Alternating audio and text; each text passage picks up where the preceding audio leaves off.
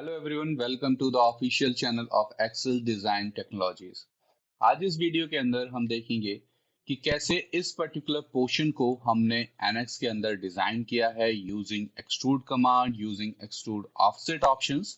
और इसके लिए आपको कोई पूरी कंप्लीट प्रोफाइल क्रिएट करने की जरूरत नहीं है। अगर आप इसे एनएक्स में प्रॉपर्ली डिजाइन करना चाहते हैं या इस प्रोसेस को समझना चाहते हैं तो अंत तक इस वीडियो को जरूर देखें। तो इस 3D मॉडल को बनाने के लिए यहाँ मैंने दो प्रोफाइल क्रिएट की हैं, एक सर्किल एंड एक ओपन प्रोफाइल। तो सबसे पहले यहाँ से मैं एक्सट्रूड कमांड लेता हूँ। एक्सट्रूड की जो भी वैल्यूज आपने यूज की हैं, अगर उसको आप रीसेट करना चाहते हैं तो आप यहाँ से उसे रीसेट कर सकते हैं।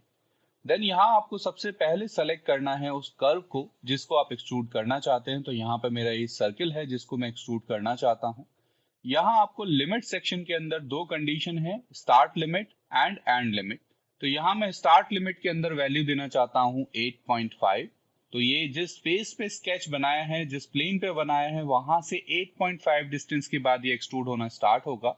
देन 18.5 डिस्टेंस तक मुझे इसे एक्सट्रूड करना है। अब यहाँ इसे एक्सट्रूड करते टाइम मुझे ये पोर्शन नहीं चाहिए, मुझे एक सिलेंड्रिकल बॉडी चाहिए जिसमें outer dia and internal dia हो। तो यहाँ पर हम ऑफसेट का यूज कर सकते हैं। एनएक्स के अंदर दो तरीके के ऑप्शन ऑफसेट दिए हुए हैं, directly single sided, two sided और सिमेट्रिक में भी अगर आप करना चाहें तो कर सकते हैं। तो सिंगल साइडेड में बेसिकली ये जो भी स्केच आपने बनाया है उसके हिसाब से खाली एक साइड में ये आपको ऑफसेट वैल्यू देगा, लेकिन मुझे टू साइडेड चाहिए जिसमें इनर डाया यानी कि इनर ऑफसेट जो है वो 0 रहना चाहिए एंड आउटर ऑफसेट आपका 8 चाहिए मुझे। तो इस तरीके से आप इसे इजीली एक पर्टिकुलर बॉडी में, एक सिलेंड्रिकल बॉडी में कन्वर्ट कर सकते हैं। और ये एक सिंगल बॉडी चाहिए मुझे, एक सेपरेट बॉडी चाहिए, तो बुलियन ऑपरेशन आप यहाँ से नन सेलेक्ट कर सकते हैं। तो आपका एक पहला पोर्शन क्रिएट हो चुका है। देन मैंने फिर से एक्सट्रूड कमांड लिया, इस स्केच को सेलेक्ट किया। यहाँ वेक्टर डायरेक्शन में आप इसकी इजीली डायरेक्शन को चेंज कर सकते हैं। ऑफसेट के थ्रू आप इसे सिमिलर काइंड ऑफ ऑब्जेक्ट में इजीली कन्वर्ट और क्रिएट कर पाएंगे। तो आपके दो पोर्शन क्रिएट हो चुके हैं। अब मुझे खाली ये पोर्शन को एक्सट्रूड करना है, लेकिन ये जो स्केच मैंने बनाया है ये ओपन स्केच है। तो जब भी आप एक्सट्रूड कमांड लेके इसको सेलेक्ट करेंगे ये इसे शीट बॉडी में कन्वर्ट कर देगा।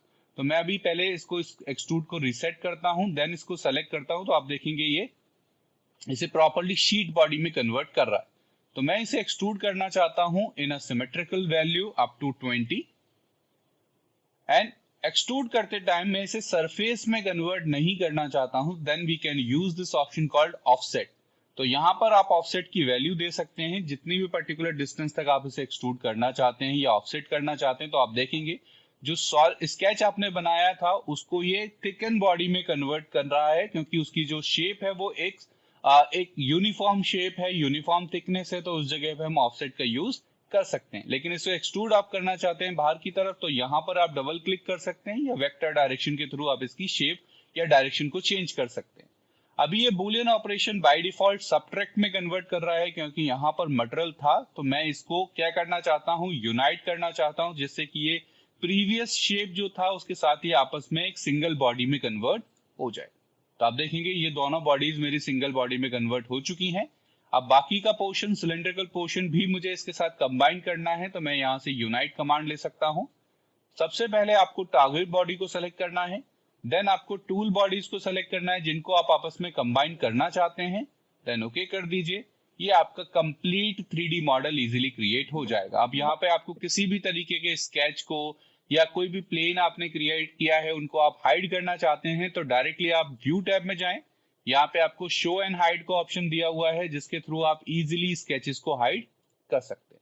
तो आई होप ये वीडियो आपको अच्छी लगी हो। अगर वीडियो पसंद आई हो तो इसको लाइक करना ना भूलें और शेयर करना ना भूलें।